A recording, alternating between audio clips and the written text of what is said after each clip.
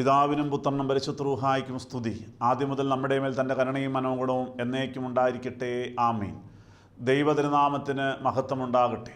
ദൈവത്തിൻ്റെ വലിയ കൃപയാൽ വീണ്ടും ഒരു പ്രാവശ്യം കൂടി സ്വാതന്ത്ര്യമെന്ന ശുശ്രൂഷയിലൂടെ നമ്മുടെ കർത്താവും രക്ഷകനുമായ യേശുക്രിസ്തുവിൻ്റെ തിരുവചനം പ്രഘോഷിക്കുവാൻ തക്കവണ്ണം ആയുസ്സും ആരോഗ്യവും അനുകൂല സാഹചര്യങ്ങളും തന്ന സർവശക്തനായ ദൈവത്തെ മുന്നമേ സ്തുതിച്ചുകൊണ്ട് എല്ലാ പ്രിയപ്പെട്ടവർക്കും ഏറ്റവും വിനയത്തോടെ യേശുക്രിസ്തുവിൻ്റെ ജയകരമായ നാമത്തിൽ എൻ്റെ സ്നേഹവന്ദനം അറിയിക്കുന്നു.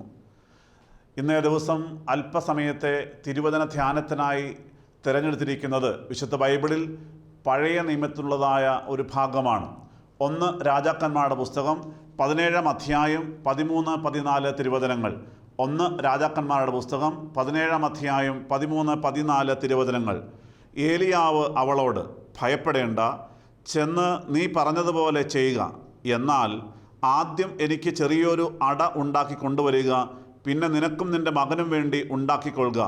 യഹോവ ഭൂമിയിൽ മഴ പെയ്യ്ക്കുന്ന നാൾ വരെ കലത്തിലെ മാവ് തീർന്നു പോവുകയില്ല, ഭരണിയിലെ എണ്ണ കുറഞ്ഞു പോവുകയുമില്ല എന്ന് ഇസ്രായേലിൻ്റെ ദൈവമായ യഹോവ അരുളി ചെയ്യുന്നു എന്ന് പറഞ്ഞു.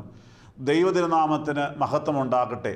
അനുഗ്രഹിക്കപ്പെട്ട ദൈവജനമേ, ഈ വേദഭാഗം നമുക്കെല്ലാവർക്കും സുപരിചിതമാണ്. എങ്കിലും ഇന്ന് നമ്മുടെ പ്രായോഗിക ജീവിതവുമായി, കൊച്ചു ജീവിതവുമായി ചേർത്ത് വെച്ചുകൊണ്ട് ആ ഒരു ധ്യാനചിന്ത വീണ്ടും പരിശുദ്ധാത്മാവിനോട് ആലോചന ചോദിച്ച് ഇന്ന് ഒന്നുകൂടി ധ്യാനിക്കുവാൻ ബലഹീനനായി ഞാൻ കർത്താവിൽ ശരണപ്പെട്ടുകൊണ്ട് ആശ്രയിക്കുകയാണ്.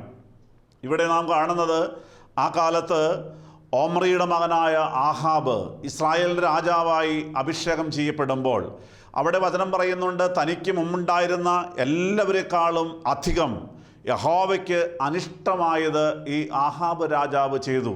ദുഷ്ടനായ ഒരു രാജാവായിരുന്നു ആഹാബ് രാജാവ്. തന്നെയുമല്ല, ഇസബേലിനെ പരിഗ്രഹിച്ച് വിവാഹം ചെയ്ത് ആ രാജ്ഞിയുമായിട്ട് ഒരുമിച്ച് ജീവിക്കുമ്പോൾ അവിടെ നാം വീണ്ടും കാണുന്നത് ബാൽദേവനെ സേവിച്ച് നമസ്കരിക്കുകയാണ്.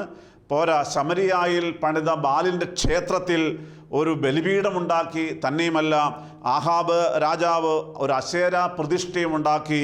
അവിടെ ഇതെല്ലാം ചെയ്ത് മുന്നോട്ട് പോകുമ്പോൾ ആഹാബ് രാജാവും രാജ്ഞിയായ ഇസബേലും കൂടി ദൈവകോപത്തെ അവിടെ ജനിപ്പിക്കുന്ന ഏറ്റവും ബുദ്ധിമുട്ടുള്ള ഒരു സാഹചര്യത്തിലൂടെ കടന്നു പോകുന്ന ഒരു നാളുകളാണ് എലിയാ പ്രവാചകൻ്റെ കാലത്ത് ഉണ്ടായിരുന്നത്. ദൈവജനമേ, ആ സമയത്ത് ആ രാജാവിനോട് അതിശക്തമായി ദൈവത്തിൻ്റെ വചനം പ്രഘോഷിക്കുവാനായിട്ട് യഹോവയായ ദൈവം തമ്പുരാൻ ഇതാ ഏലിയാ പ്രവാചകനെ അവിടെ ഉപയോഗിക്കുകയാണ്. 1 രാജാക്കന്മാരുടെ പുസ്തകം 17-ാം അധ്യായം 1-ാമത്തെ വാക്യം. എന്നാൽ ഗിലെയാദിലെ തിശ്ബിയിൽ നിന്നുള്ള തിശ്ബിനായ ഏലിയാവ് ആഹാബിനോട്, ഞാൻ സേവിച്ചു നിൽക്കുന്ന ഇസ്രായേലിൻ്റെ ദൈവമായ യഹോവയാണ്, ഞാൻ പറഞ്ഞിട്ടില്ലാതെ ഈ ആണ്ടുകളിൽ മഞ്ഞും മഴയും ഉണ്ടാവുകയില്ല എന്ന് പറഞ്ഞു. ഒരു രാജകൊട്ടാരത്തിലേക്ക് കടന്നു ചെന്ന് ദുഷ്ടനായ രാജാവിനോട് അല്ല രാജ്ഞിയോട് അതിശക്തമായി ആർക്കാണ് പറയുവാൻ സാധിക്കുക? ദൈവത്തിൻ്റെ തിരുവചനം പറയുവാൻ സാധിക്കുക, മുന്നറിയിപ്പ് കൊടുക്കുവാൻ സാധിക്കുക? പ്രിയപ്പെട്ടവരെ, ചിന്തിക്കുമ്പോൾ എല്ലാം വലിയ ബുദ്ധിമുട്ടതാണ്. എങ്കിൽ പോലും ഏലിയാ പ്രവാചകൻ ദൈവത്തിൻ്റെ പ്രവാചകനാണ്. ദൈവശബ്ദം, ആ ദൈവത്തിൻ്റെ ആലോചന കിട്ടിക്കഴിഞ്ഞപ്പോൾ അവിടെ യാതൊരു പേടിയുമില്ലാതെ ധൈര്യത്തോടുകൂടി പരിശുദ്ധാത്മ നിറവിൽ ഏലിയാ പ്രവാചകൻ അവിടെ ചെന്ന് അറിയിച്ചു. അത് കഴിഞ്ഞപ്പോൾ അവിടെ നാം കാണുന്നത് ദൈവത്തിൻ്റെ അരുളപ്പാട് ഏലിയാ പ്രവാചകൻ ഉണ്ടാവുകയാണ്. 2-ാമത്തെ വാക്യം. പിന്നെ അവന് യഹോവയുടെ അരുളപ്പാട് ഉണ്ടായതെന്തെന്നാൽ, നീ ഇവിടെ നിന്ന് പുറപ്പെട്ട് കിഴക്കോട്ട് ചെന്ന് യോർദാന് കിഴക്കുള്ള കെരീത്തോട്ടിനരികിൽ ഒളിച്ചിരിക്കുക. തോട്ടിൽ നിന്ന് നീ കുടിച്ചുകൊള്ളണം. അവിടെ നിനക്ക് ഭക്ഷണം തരേണ്ടതിന് ഞാൻ കാക്കയോട് കൽപ്പിച്ചിരിക്കുന്നു. ദൈവതിരുനാമത്തിന് മഹത്വമുണ്ടാകട്ടെ. ദൈവത്തിൻ്റെ അരുളപ്പാട് ഏലിയാ പ്രവാചകൻ ഉണ്ടാവുകയാണ്. നീ ഉടൻ തന്നെ ഇവിടെ നിന്ന് പോകണം. ഇവിടെ നിന്നാൽ അപകടമാണ്. വളരെ വേഗം പോയിക്കൊള്ളണം. നീ ഇന്ന സ്ഥലത്തേക്ക് പോകണം. കെരീത്തോട്ടിനരികെ താമസിക്കണം. അവിടെ ആ തോട്ടിലെ വെള്ളം നിനക്ക് കുടിക്കാം. പോരാ, നിനക്ക് ഭക്ഷണം തരുവാനായിട്ട് കാക്കയെ ഞാൻ ഏർപ്പാട് ചെയ്തിരിക്കുന്നു. പ്രിയപ്പെട്ടവരെ, വിശ്വസിക്കുവാൻ പ്രയാസമുള്ള കാര്യമാണ് മാനുഷിക ബുദ്ധിയിൽ. എന്നാൽ ദൈവത്തിൻ്റെ അരുളപ്പാടാണ്, ദൈവത്തിൻ്റെ വചനമാണ്. നാം പിന്നീട് കാണുന്നത് ഏലിയാ പ്രവാചകന് വിശപ്പുണ്ടായില്ല. കാരണം ആ വിശപ്പ് മാറ്റാനായിട്ട് യഹോവയായ ദൈവം തമ്പുരാൻ അവിടെ രാവിലെയും വൈകിട്ടും ഒരു കാക്കയെ പറഞ്ഞയച്ച് അപ്പവും ഇറച്ചിയും കൊണ്ടിക്കൊടുത്തു. പോരാ, ആ കെരീത്തോട്ടിലെ വെള്ളം കുടിച്ച് സന്തോഷമായി ഏലിയാ പ്രവാചകൻ ദൈവത്തിൻ്റെ കൽപ്പന കേട്ട് അനുസരിച്ച് മുന്നോട്ട് പോവുകയായിരുന്നു. സഹോദരങ്ങളെ, പിന്നീട് അവിടെ കാണുന്നത് കെരീത്തോട്ടിലെ വെള്ളം വറ്റിപ്പോയി. ആ സമയത്ത് ദൈവം വീണ്ടും അവിടെ അരുളപ്പാട് കൊടുക്കുന്നുണ്ട്. വീണ്ടും പറയുകയാണ്, അപ്പോൾ അവന് യഹോവയുടെ അരുളപ്പാടുണ്ടായിരുന്നാൽ നീ എഴുന്നേറ്റ് സീദോനോട് ചേർന്ന സാരേഫാത്തിലേക്ക് ചെന്ന് അവിടെ പാർക്ക. നിന്നെ പുലർത്തേണ്ടതിന് അവിടെയുള്ള ഒരു വിധവയോട് ഞാൻ കൽപ്പിച്ചിരിക്കുന്നു. ദൈവജനമേ, ഇതാ ദൈവത്തിൻ്റെ വാക്ക് കേട്ടനുസരിക്കുന്ന ആരെയും ദൈവം നിരാശപ്പെടുത്തില്ല. അവനെ തള്ളിക്കളയുന്ന ദൈവമല്ല നമ്മുടെ ദൈവം. അവൻ്റെ വചനം കേട്ടനുസരിക്കുന്ന എല്ലാവരെയും പോറ്റിപ്പുലർത്തുന്നവനാണ് നമ്മുടെ ദൈവം. ആ ദൈവം ഇതിൽ ലജ്ജിച്ചു പോകുവാൻ നമ്മുടെ ദൈവം അനുവദിക്കുകയില്ല. പ്രിയപ്പെട്ടവരെ, ഇവിടെ ആ ദൈവത്തിൻ്റെ വചനം വീണ്ടും കേട്ടതനുസരിച്ച് എലിയ പ്രവാചകൻ സാരേഫാത്തിൽ ചെല്ലുമ്പോൾ പറഞ്ഞതുപോലെ വിധവയുടെ വീടിന് മുമ്പിൽ ചെല്ലുമ്പോൾ പട്ടണവാതിൽക്ക് ചെന്ന് കഴിയുമ്പോൾ വിധവയെ കാണുകയാണ്. അവിടെ ഞാൻ കാണുന്നത്, അവൻ പട്ടണവാതിൽക്കൽ എത്തിയപ്പോൾ അവിടെ ഒരു വിധവ വിറക് പറക്കിക്കൊണ്ടിരിക്കുന്നു. അവൻ അവളെ വിളിച്ചു, എനിക്ക് കുടിപ്പാൻ ഒരു പാത്രത്തിൽ കുറേ വെള്ളം കൊണ്ടുവരണമേ എന്ന് പറഞ്ഞു. അവൾ കൊണ്ടുവരുവാൻ പോകുമ്പോൾ ഒരു കഷണം അപ്പവും കൂടെ നിന്റെ കയ്യിൽ കൊണ്ടുവരണമേ എന്ന് അവൻ അവളോട് വിളിച്ചു പറഞ്ഞു. സഹോദരങ്ങളെ, ദൈവത്തിൻ്റെ വചനമാണ്. നീ സാരേഫാത്തിലേക്ക് കടന്നു ചെല്ലണം. അവിടെ ഒരു വിധവയെ നിനക്ക് വേണ്ടി അവിടെ ഏർപ്പാടാക്കിയിട്ട് നിന്നെ പോറ്റി പുലർത്തുവാനായിട്ട് ഒട്ടും സംശയിച്ചില്ല. കിരീത്തൊട്ടിനരയിലേക്ക് പോകുവാൻ പറഞ്ഞപ്പോൾ കാക്കയെ ഏർപ്പാട് ചെയ്തിട്ടുണ്ട് ഭക്ഷണത്തിന് വേണ്ടി എന്ന് പറഞ്ഞപ്പോൾ ഒട്ടും അവിശ്വസിക്കാതെ എലിയ പ്രവാചകൻ കിരീത്തൊട്ടിനരയിലേക്ക് പോകുകയായിരുന്നു. വീണ്ടും അവിടെ വെള്ളം വറ്റിക്കഴിഞ്ഞപ്പോൾ വീണ്ടും ദൈവത്തിൻ്റെ കൽപ്പനയാണ്, സാരേഫാത്തിലേക്ക് കടന്നു ചെല്ലണം. അവിടെ ഒരു വിധവയെ ഞാൻ നിനക്ക് വേണ്ടി ഏർപ്പാടാക്കി വെച്ചിട്ടുണ്ട്. അവിടെയും എലിയ പ്രവാചകൻ ഒട്ടും സംശയിച്ചില്ല, അവിടെ കടന്നു ചെന്നു. ആ വിധവയെ കാണുകയാണ്. എനിക്ക് ആവശ്യമായത് കുടിപ്പാൻ ഒരു പാത്രം വെള്ളം കൊണ്ടുവരണമേ. വീണ്ടും പറയുകയാണ്, നീ പോരുമ്പോൾ ഒരു കഷണം അപ്പവും കൂടെ കൊണ്ടുവരണമേ എന്ന് എലിയ പ്രവാചകൻ പറയുകയാണ്. പ്രിയ ദൈവജനമേ, ആ സമയത്ത് ഈ വിധവയുടെ മറുപടി എന്താണ് നമുക്കറിയാവുന്ന കാര്യമാണ്.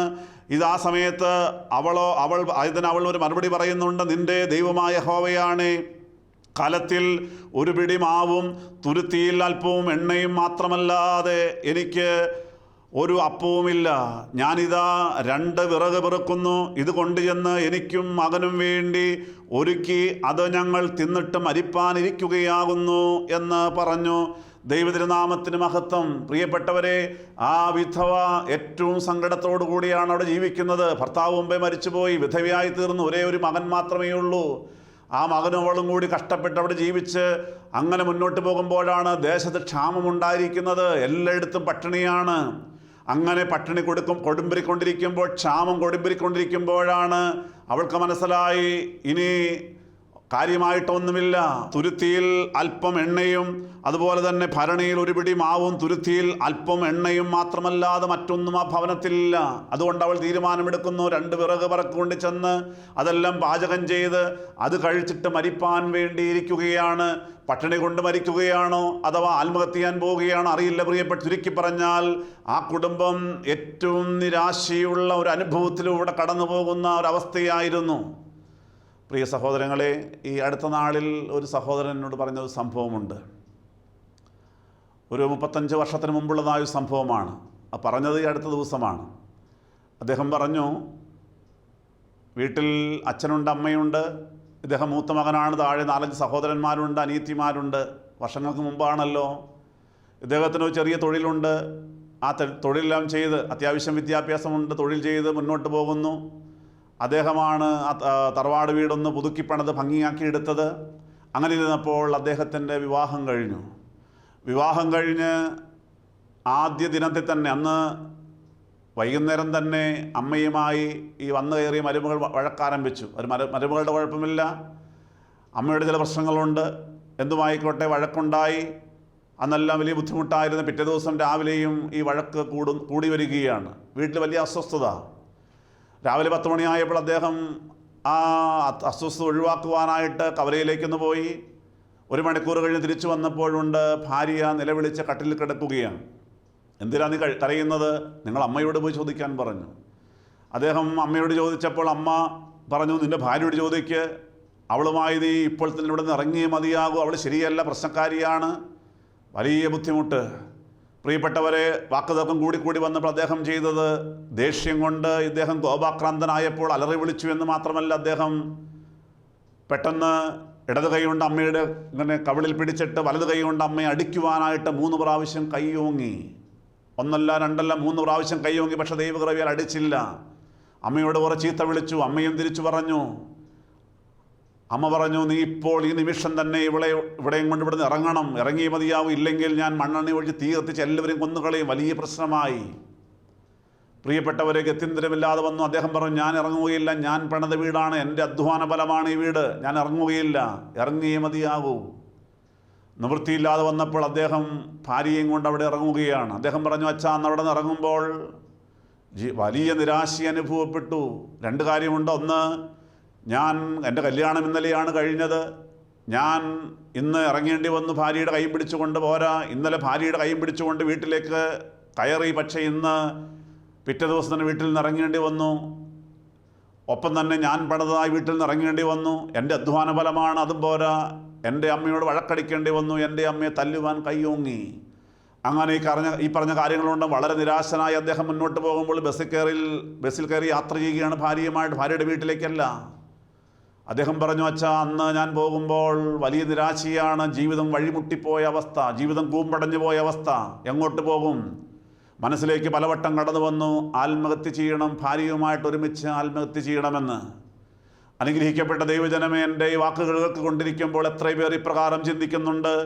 ജീവിതത്തിൽ ഈ നാളുകൾ നിരാശ കൂടിക്കൂടി വരുന്ന ഭാരവും രോഗവും വേദനകളും കഷ്ടപ്പാടുകളും സാമ്പത്തിക ക്ലേശങ്ങളുമായിട്ട് മുന്നോട്ട് പോകുമ്പോൾ, അസമാധാനമായിട്ട് മുന്നോട്ട് പോകുമ്പോൾ എന്നെ കേൾക്കുന്ന പലരുടെയും ജീവിതങ്ങൾ ഇന്ന് കൂമ്പടഞ്ഞു പോയ ജീവിതങ്ങളാണ്. പ്രിയപ്പെട്ടവരെ, ഞാൻ ഈ പറഞ്ഞതായ മനുഷ്യൻ പറഞ്ഞതുപോലെ, സാരേഫാത്തിലെ വിധവ പറഞ്ഞതുപോലെ പലരും ചിന്തിക്കുകയാണ്, മരിച്ചാൽ മതിയല്ലോ, ഇനി എങ്ങനെയാണ് എൻ്റെ കുടുംബജീവിതം അനുഗ്രഹിക്കപ്പെടുന്നത്? എൻ്റെ കയ്യിൽ വളരെ കുറച്ച് കാര്യങ്ങളേ ഉള്ളൂ, അല്ലെങ്കിൽ എല്ലാം നഷ്ടപ്പെട്ടു പോയി, എങ്ങനെ ജീവിച്ച് മുന്നോട്ട് പോകും? ജീവിതത്തിൽ ഒരിഞ്ച് പോലും മുന്നോട്ട് പോകുവാൻ കഴിയാത്ത നിരാശപ്പെട്ടുകൊണ്ട് ഇരിക്കുന്ന അനേകം ആളുകൾ ഇത് കേൾക്കുന്നുണ്ടല്ലോ. പ്രിയപ്പെട്ട ദൈവജനമേ, എന്നാൽ നാം എന്താണ് തീരുമാനമെടുക്കേണ്ടത്? അതിലേക്കാണ് കടന്നു വരുന്നത്. ഈ കാര്യം പറഞ്ഞു കഴിഞ്ഞപ്പോൾ, സാരേഫാത്തിലെ വിധവായി കാര്യം പറഞ്ഞു കഴിഞ്ഞു. ഇങ്ങനെയൊക്കെയാണ് കാര്യങ്ങൾ ഇരിക്കുന്നത്. അതുകൊണ്ട് ഞങ്ങളുടെ വീട്ടിൽ മറ്റു കാര്യങ്ങളൊന്നുമില്ല, നിനക്കൊരു ഉണ്ടാക്കി തരുവാനായിട്ട് ഇപ്പോൾ സംവിധാനമില്ല, ഞങ്ങളിതാ മരിക്കാൻ പോവുകയാണ്. അങ്ങനെ സങ്കടത്തോടെ ഉള്ള കാര്യം തുറന്നു പറഞ്ഞു കഴിയുമ്പോൾ നമ്മൾ വായിച്ചതായ കുറുവാക്യത്തിലേക്ക് കടന്നു വരികയാണ്. ഏലിയാ പ്രവാചകൻ മറുപടി പറയുന്നുണ്ട്. 1 രാജാക്കന്മാരുടെ പുസ്തകം 17 അധ്യായം 13-14 തിരുവചനങ്ങൾ. ഏലിയാവ് അവളോട്, ഭയപ്പെടേണ്ട, ചെന്ന് നീ പറഞ്ഞതുപോലെ ചെയ്യുക. എന്നാൽ ആദ്യം എനിക്ക് ചെറിയൊരു അടയുണ്ടാക്കി കൊണ്ടുവരിക, പിന്നെ നിനക്കും നിന്റെ മകനും വേണ്ടി ഉണ്ടാക്കിക്കൊള്ളുക.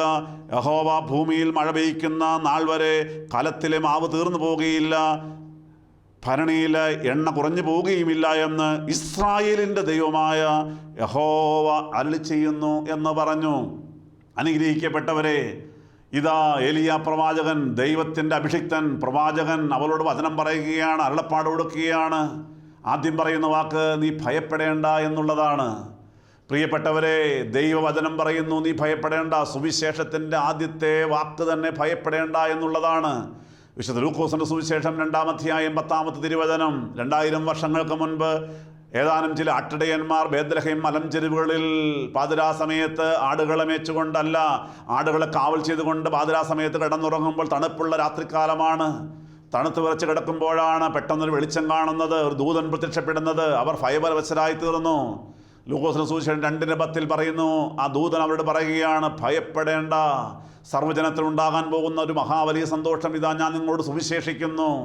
കർത്താവായ ക്രിസ്തു എന്ന രക്ഷകൻ നിങ്ങൾക്കായി ദാവീദിന്റെ പട്ടണത്തിൽ ജനിച്ചിരിക്കുന്നു.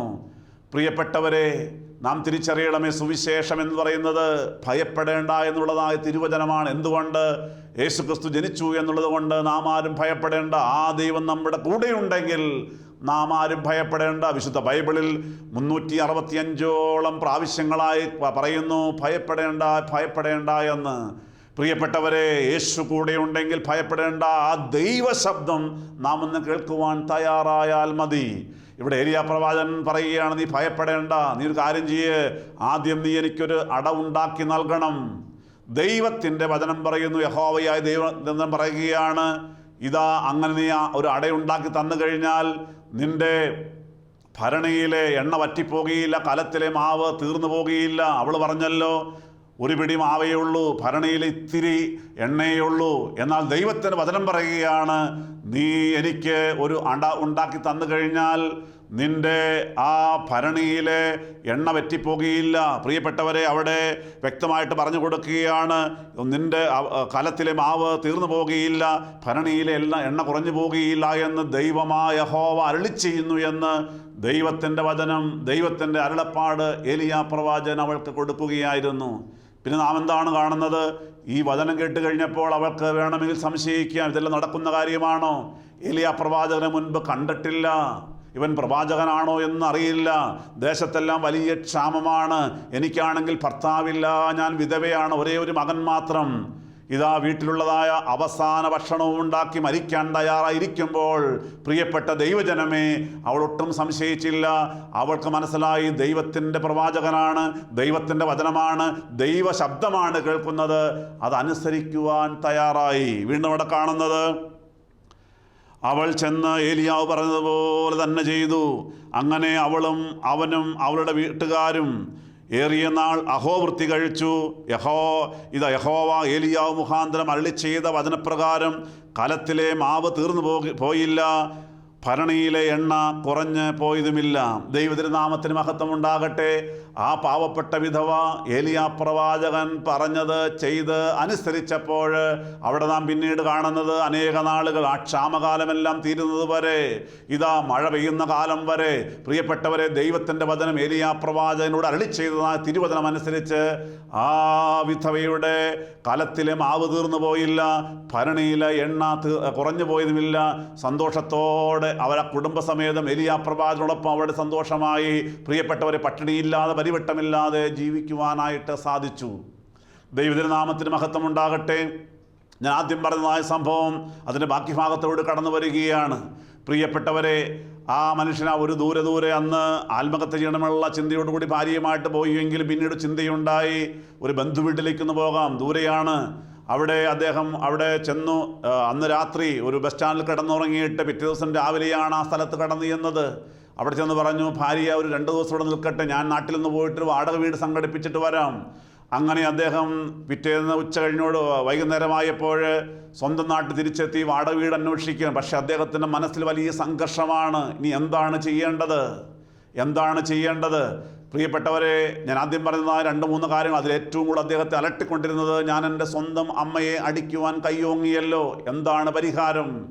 അദ്ദേഹം പറഞ്ഞു, 35 വർഷങ്ങൾക്ക് മുൻപ് അദ്ദേഹം ആ പട്ടണത്തിലുള്ളതായ ടൗണിലുള്ളതായ ഒരു വലിയ പള്ളിയുണ്ട്, ആ പള്ളിയിലേക്ക് അദ്ദേഹം കടന്നു ചെന്നു. അദ്ദേഹം അവിടുത്തെ വികാരിയച്ഛനെ കാണുകയാണ്. ആ വികാരിയച്ഛനോട് സങ്കടത്തോടെ സങ്കടങ്ങളും ഭാരങ്ങളും എല്ലാം പറഞ്ഞ് പങ്കുവെച്ച് കഴിഞ്ഞപ്പോൾ ആ ബഹുമാനപ്പെട്ട വികാരിയച്ഛൻ ഈ മനുഷ്യനോട് പറഞ്ഞു, സഹോദര, താങ്കൾ അനുഗ്രഹം പ്രാപിക്കണമെങ്കിൽ, താങ്കളുടെ ഇനിയുള്ളതായ ജീവിതം അനുഗ്രഹിക്കപ്പെടണമെങ്കിൽ ഒരു കാര്യം ചെയ്തേ മതിയാകൂ. ആദ്യം പോയി ഭാര്യയെ വിളിച്ചു കൊണ്ടുവരണം. രണ്ടാമത് ഭാര്യയെ വിളിച്ചു കൊണ്ടുവന്നിട്ട് വീട്ടിൽ ചെന്നിട്ട് അമ്മയുടെ കാലിൽ കെട്ടിപ്പിടിച്ച് ക്ഷമ ചോദിക്കണം. ക്ഷമ ചോദിച്ചേ മതിയാകൂ, അല്ലാതെ അനുഗ്രഹം പ്രാപിക്കുവാൻ സാധ്യമല്ല. അദ്ദേഹം പറഞ്ഞു, അച്ഛാ, ഞാൻ പോയിക്കൊള്ളാം. അങ്ങനെ ആ ബഹുമാനപ്പെട്ട അച്ഛൻ്റെ വാക്ക് കേട്ടനുസരിച്ച് പ്രിയപ്പെട്ടവർ അദ്ദേഹം തിരികെ ആ ബന്ധുവീട്ടിൽ പോയി ഭാര്യയുടെ കാര്യങ്ങൾ പറഞ്ഞ് ഭാര്യ അനുസരിക്കും. ആദ്യം തയ്യാറല്ല, പക്ഷേ അദ്ദേഹം ഭാര്യയെ സമ്മതിച്ചു. ഭാര്യയെയും കൂട്ടിക്കൊണ്ടുവന്ന് അമ്മയുടെ കാൽ കെട്ടിപ്പിടിച്ച് ക്ഷമ ചോദിച്ചു, അമ്മയെ ക്ഷമിക്കണമേ എന്ന് കരഞ്ഞുകൊണ്ട് പറഞ്ഞു. പ്രിയപ്പെട്ടവരെ, അമ്മ ക്ഷമിക്കുവാനും തയ്യാറായില്ല. അമ്മ പറഞ്ഞു, നിങ്ങളിപ്പോൾ തന്നെ ഇവിടെ ഇറങ്ങിക്കൊള്ളാം, പക്ഷെ അമ്മ ക്ഷമിക്കണം. പ്രിയപ്പെട്ടവരെ, കേൾക്കണമോ? എന്തൊക്കെയാണെങ്കിലും അദ്ദേഹം വീണ്ടും ഭാര്യയെയും കൂട്ടിക്കൊണ്ട് അവിടെ നിന്ന് ഇറങ്ങിയിട്ട് അനേക നാളുകൾ പ്രിയപ്പെട്ടവരെ 6-7 വാടക വീട്ടിൽ അദ്ദേഹത്തെ താമസിക്കേണ്ടി വന്നു. എന്നാൽ കേൾക്കണമോ, ആ ബഹുമാനപ്പെട്ട അച്ഛൻ പറഞ്ഞത് ദൈവത്തിൻ്റെ വചനമായിരുന്നു, ദൈവത്തിൻ്റെ അരുളപ്പാടായിരുന്നു. അത് കേട്ടനുസരിച്ചുകൊണ്ട് അദ്ദേഹത്തിൻ്റെ തൊഴിലുമായിട്ട് മുന്നോട്ട് പോകുമ്പോൾ തന്നെ അദ്ദേഹത്തിന് ഒരു ഗവൺമെൻറ് ജോലി കിട്ടുവാനിടയായി. പോരാ, കുറച്ച് വർഷങ്ങൾ കഴിഞ്ഞപ്പോൾ അദ്ദേഹത്തിൻ്റെ ഭാര്യയ്ക്ക് ഒരു ബാങ്കിൽ ജോലി കിട്ടുവാനിടയായി. അങ്ങനെ സന്തോഷമായിട്ട് മുന്നോട്ട് പോയി. 2 മക്കളുണ്ടായി. മൂത്ത മകൾക്ക് 2 പേർക്കും വിദ്യാഭ്യാസം കിട്ടി. മൂത്ത മകൾക്ക് ജോലി കിട്ടി, വിവാഹം കഴിഞ്ഞ് സന്തോഷമായി കഴിയുന്നു. ഇളയ മകൻ നല്ല വിദ്യാഭ്യാസം കിട്ടി. ആ മകൻ ഇപ്പോൾ പിതാവിനോട് ചേർന്ന് ആ ജോലിയിൽ സഹായിച്ച് മുന്നോട്ട് പോകുകയാണ്. മനോഹരമായ ഭവനമുണ്ട്. സഹോദരങ്ങളെ, ആ മനുഷ്യൻ പറഞ്ഞു, 35 കൊല്ലങ്ങൾക്ക് മുൻപ് വലിയ പ്രതിസന്ധി ജീവിതത്തിലുണ്ടായപ്പോൾ ആത്മഹത്യ ചെയ്യാൻ തീരുമാനമെടുത്തപ്പോൾ, പക്ഷേ അന്ന് ദൈവറവിയാൽ ഒരു പള്ളിയിൽ കടന്നു എന്നൊരു ബഹുമാനപ്പെട്ട വൈദികനെ കാണുവാനിടയായി. ആ ബഹുമാനപ്പെട്ട അച്ഛൻ പറഞ്ഞതനുസരിച്ച് ഞാനും ഭാര്യയും കൂടി എൻ്റെ അമ്മയോട് ക്ഷമ ചോദിക്കുവാനിടയായപ്പോൾ ഞങ്ങളുടെ ജീവിതത്തെ ദൈവം തമ്പുരാൻ അനുഗ്രഹിച്ചു എന്ന്. ദൈവജനമേ, ഇതാണ് ദൈവത്തിൻ്റെ വചനം കേട്ട് അനുസരിച്ചാലുള്ളതായ പ്രയോജനം. അന്ന് 35 കൊല്ലങ്ങൾക്ക് മുൻപ് ആ ബഹുമാനപ്പെട്ട വൈദിക ശ്രേഷ്ഠൻ പറഞ്ഞത് ദൈവത്തിൻ്റെ വചനമായിരുന്നു, ദൈവത്തിൻ്റെ അരുളപ്പാടായിരുന്നു. അതുകൊണ്ട് ആ വ്യക്തിയുടെ കുടുംബജീവിതം അനുഗ്രഹിക്കപ്പെട്ടു. ഇവിടെ നാം കണ്ടത് അത് തന്നെയാണ്. ഏലിയാ പ്രവാചകൻ പറഞ്ഞത് അനുസരിച്ച് സാരേഫാത്തിലെ വിധവ ചെയ്തപ്പോൾ ആ വിധവയ്ക്കും കുടുംബത്തിനും അത് അനുഗ്രഹകരമായി മാറി. പിന്നീട് നാം വീണ്ടും കാണുന്നത് അതങ്ങനെ സന്തോഷമായിട്ട് മുന്നോട്ട് പോകുമ്പോഴാണ് വിധവയുടെ മകൻ ദീനമായി കിടക്കുന്നത്. അവൻ്റെ ശ്വാസം നിന്നുപോയി എന്ന് പറയുന്നു. പ്രിയപ്പെട്ടവരെ, ആ സമയത്ത് ഇവൾ കരയുന്നുണ്ട്. അവിടെ ഏലിയാ പ്രവാചകൻ ആ പൈതലിനെയും ആ കുട്ടിയെ എടുത്തുകൊണ്ട് പോയി പ്രാർത്ഥിക്കുന്നുണ്ട്.